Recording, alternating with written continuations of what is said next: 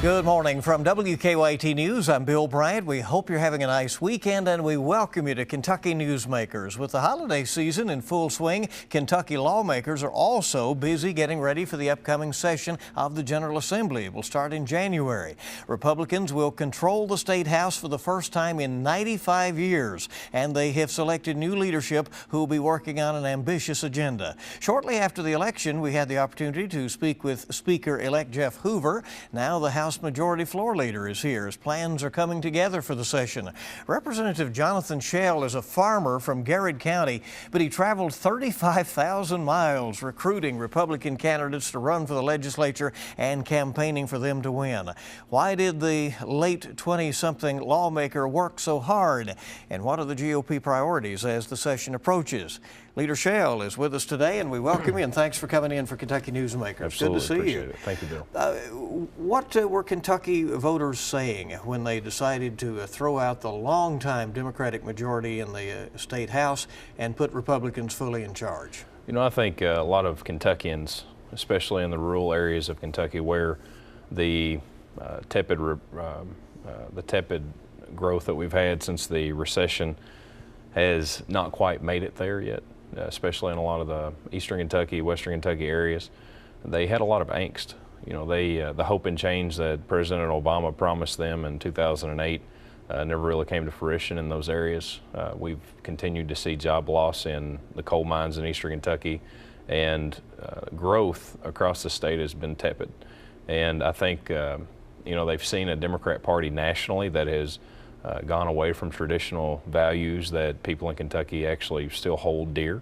And, you know, with all that coming to fruition in 2016, I think what we saw was not necessarily a rebellion against a certain party, but I think they feel like they've been left behind. You know, the Democrat Party for years now has tried to section off people into different identity groups, and the people of Kentucky in these rural areas in Kentucky didn't see themselves fitting in that area. And what I think President Trump was able to portray was a message of prosperity, a message of growth, and a message that he cares about what's happened to the people in rural America. Would you say that the Kentucky elections were effectively nationalized, that this was a result of the coattails of Donald Trump?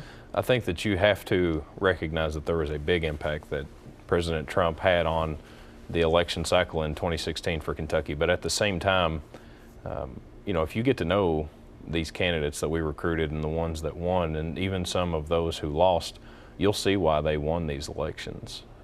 They are people who are very engaged in their communities. They're very qualified people to be in these offices, and they worked their tails off going and speaking to voters and getting to know who they were and letting the voters know who they were. And so as much as we probably need to attribute this win to President Trump, the magnitude of it, the kind of the wave that happened, you know, if we did not have the right candidates in place, it's hard to take advantage of that wave. Tell us about how you went about recruiting candidates to run for the General Assembly. What would you say when you rolled into a Kentucky town, probably in many cases going there for the first time in your life, looking for a Republican willing to put their life on pause as they made a run for a public office? Absolutely. If you can imagine some of the areas that we won, you know, you take Henderson County, which is a traditionally very Democrat area, Marion County, a very traditionally Democrat area, Floyd County, and so on. It was a very daunting task, but at the same time, we recognized in 2014 that we did not have enough candidates on the ballot. We didn't have maybe the quality of candidate in some of the areas that we went into. Senator McConnell, Leader McConnell, likes to say that there were 5 districts that he got 55% of the voter better in 2014 while he was on the ballot, where we didn't even have a candidate.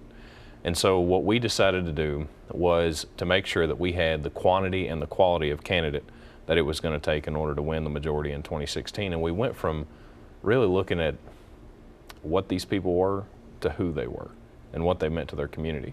And what we tried to do was go into an area and find interested people that were in the process and just start the conversation. And one thing would lead to another, and eventually we would run across the candidate that we were able to feel comfortable with. And you know, it wasn't always the first person that we talked to. Some situations it was, and some of the situations it wasn't the person that we thought could win.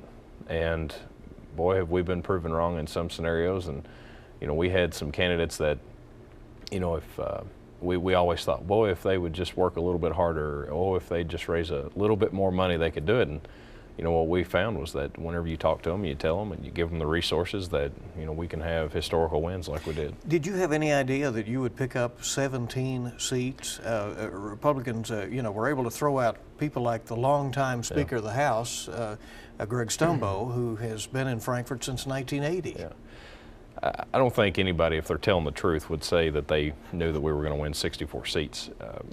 About the night before the election, now Speaker-elect Hoover and I were talking on the phone, and nerves were running high, as you can imagine, the night before the election. And he called and he said, "Shale, what are you doing?" I said, "I'm playing Angry Birds on my phone, trying to not think about what's going on." And so we started talking a little bit, and both of us thought that if we had a really good night, we could get to 57. And we listed off the ones that we thought we could get to 57 with, and this scenario and that scenario. But I didn't hear anyone all year that thought that we would go above 57. And for us to get to 64 is truly a historical night. And it shows the angst that Kentuckians had on their government. They felt like it went from working for them to working against them. Well, now that Republicans control the House, what will the agenda be? Will your caucus emphasize more economic issues or social issues, or both? We're going to have a mixture of both, but what I think that our caucus wants Kentucky to understand is that for far too long, when business or people who were mindful of job growth in the state of Kentucky, when they would bring bills and issues to the State House, 90% of the time that bill would automatically go to the receptacles in Greg Stumbo's office. And it wouldn't see the light of day in a committee hearing, and it certainly wouldn't be heard on the floor. And so what our goal is going to be is to make economic issues the forefront for Kentucky, to where that we're taking pro-business ideas, job growth ideas, and we're going to give those a hearing. We're going to try and pass as much pro-job growth policies as we can in this short session. And then, I know Governor Bevin has been speaking very widely about trying to do tax reform in a special session just because of how complicated the issues are. But we have to tackle several things between pension funds, the situation that we're in with those, to tax reform, to a litany of other issues that business look at. Now that the shoe is on the other foot, yes. You have been in the minority. Mm-hmm. Will you allow the minority to pass legislation? We'll talk about that as a caucus, but at the end of the day, we didn't get the majority to be vindictive. We got the majority to do something for the people of Kentucky. And I don't think that the people that voted us in are wanting us to kick people off committees or, put people in the corner or try to prove a point. There are several of our members who were treated very poorly, and myself being one of them. I'm, if not the largest farmer in the legislature, very close. And I was kicked off the Ag Committee about a year and a half ago because of my new position as the Republican chairman for the campaign committees. And so there are a lot of people that kind of want to go down that road, but I think that under Speaker Hoover's leadership and under my leadership, we did not get this majority to be vindictive, and we're going to try and do what's best for the people of Kentucky. When Democrats controlled Frankfort lock, stock, and barrel, as Republicans will now, there was factionalism, wings within the party, and they fought it out in the primaries.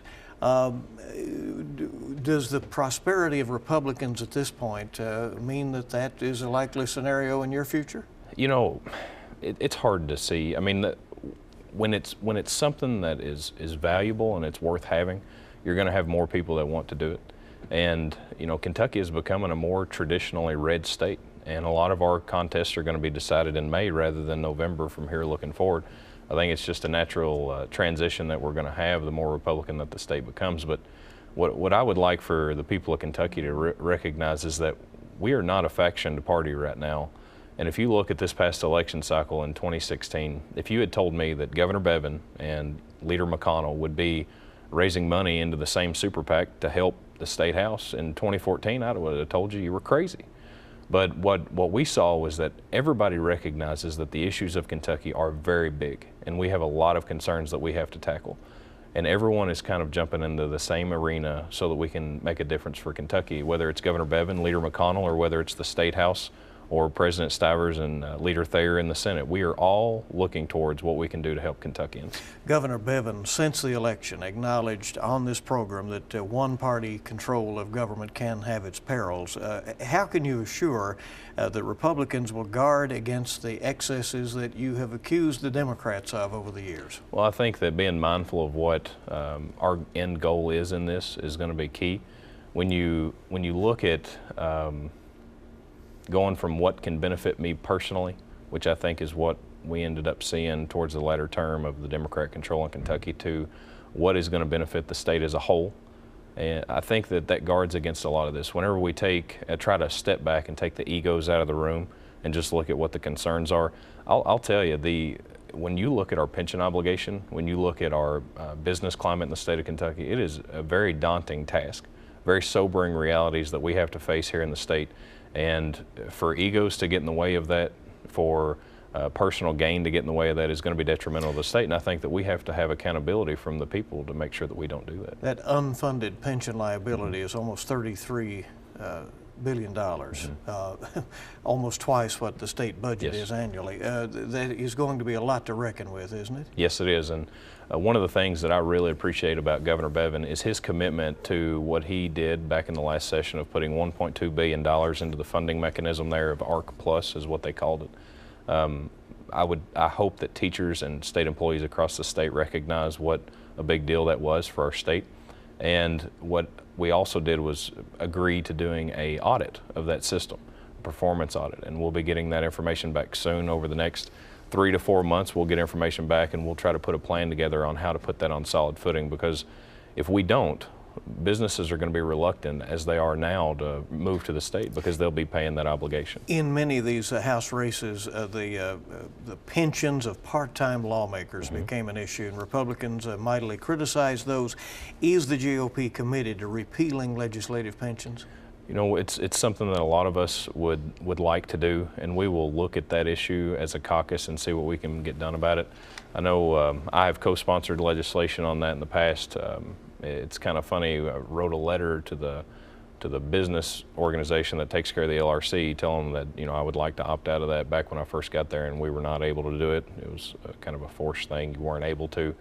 One of the things that I'll say is that if we do end up doing that, it could be negatively affecting the pension system, because ours is funded to a good point, and if we take that out, that funding may not be there. And so we have to look and make sure that it's not going to negatively affect things. But I think that there's definitely a will of some legislators that want to do that.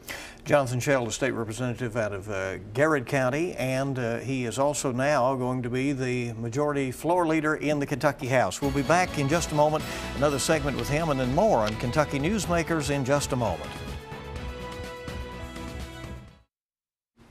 Welcome back to WKYT's Kentucky Newsmakers, as we're visiting with Jonathan Shell. That's a name you may need to get to know in the future. He is going to be the House Majority Floor Leader in Frankfort. He's just 29 years old. How does it feel to have such awesome responsibilities at that age? It is very humbling. I never want to be considered a novelty. I want, regardless of age, to make a difference for my community. And kind of the way that I got into politics to begin with was that, I was very much like the voters that came out to vote in 2016. I felt like, my government wasn't working for me, and I'd sit at the local gas station. It's kind of funny for people that are in urban areas that you'd go to a gas station and sit, but sure. It's kind of a gathering place in rural Kentucky, and I'd sit there and I'd pound my fist on the table and I'd woe is me to government and complain about it. And one day one of the guys looked at me and said, well, why don't you just do something about it? And at the time, the 28-year incumbent legislator, Representative Lonnie Napier, had decided to retire, and I jumped in the race and decided to run for that office and want to try and do something about it, and haven't looked back. You were talking about the pension liabilities and shifting money over to try to deal with that, and one of the ways that was done last year was to continue the cuts to higher education that have gone on for close to a decade now. Your alma mater last week announced cuts and program adjustments at EKU as the budget reductions from the state have been continuous.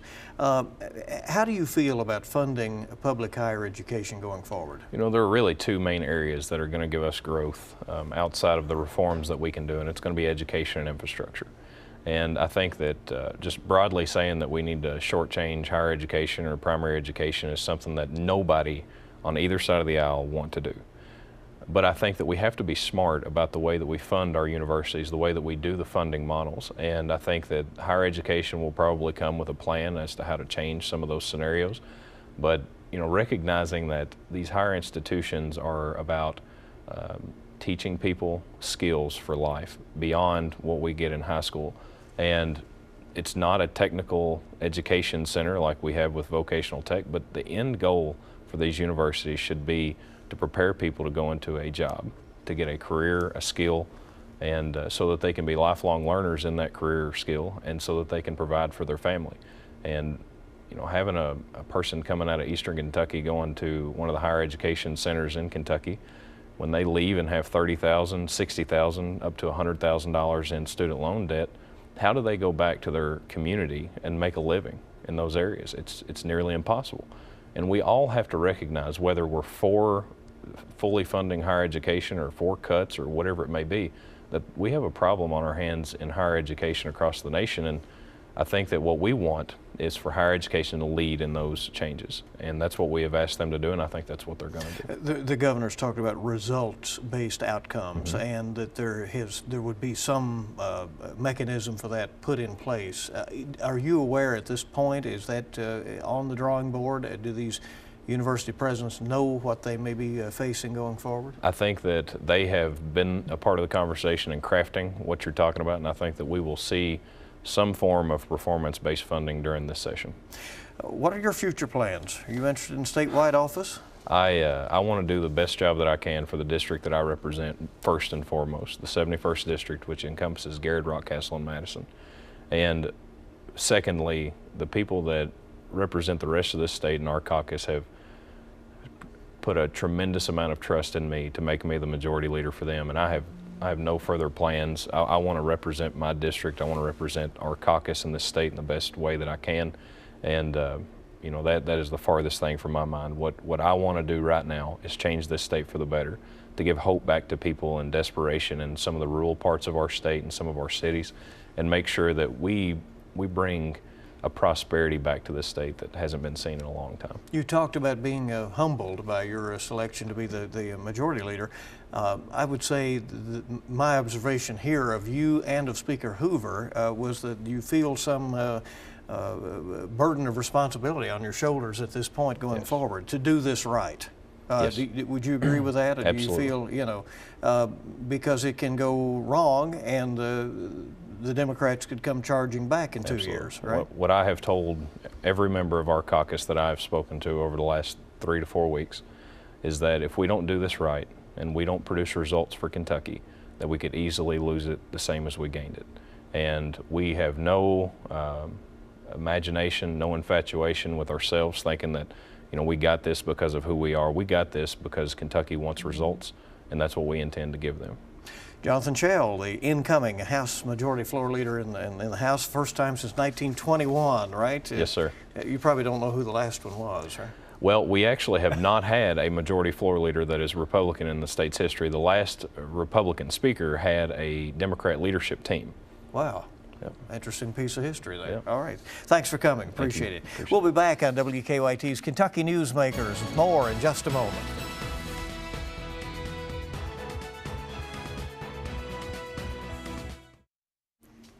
Welcome back to Kentucky Newsmakers from WKYT, and this week WKYT investigative reporter Miranda Combs looked into why a highly honored UK doctor was suddenly removed from his duties. It's a story with two sides, and Miranda chased down the whole truth, and she's joining me with that this morning. Good to see you. Thanks for coming in. Thanks for having me. How did you become aware of the story and get onto it? We have been following some of the hearings that have involved him over the past couple of years in regard to his dismissal from operating at UK, and then a colleague of ours had a connection, and he said, you know what, after a year after his dismissal from operating there, he's ready to sit down and talk to us. So we took advantage of that opportunity. So he told his story, and then you obviously talked to the university. We met with him a couple of times, and we met with him even during his time at Surgery on Sunday, which is the only place he's practicing surgery right now, and we also sat down with him at his home, and then we also spoke to UK as well. All right, we're going to hear the story right now about Dr. Paul Kearney.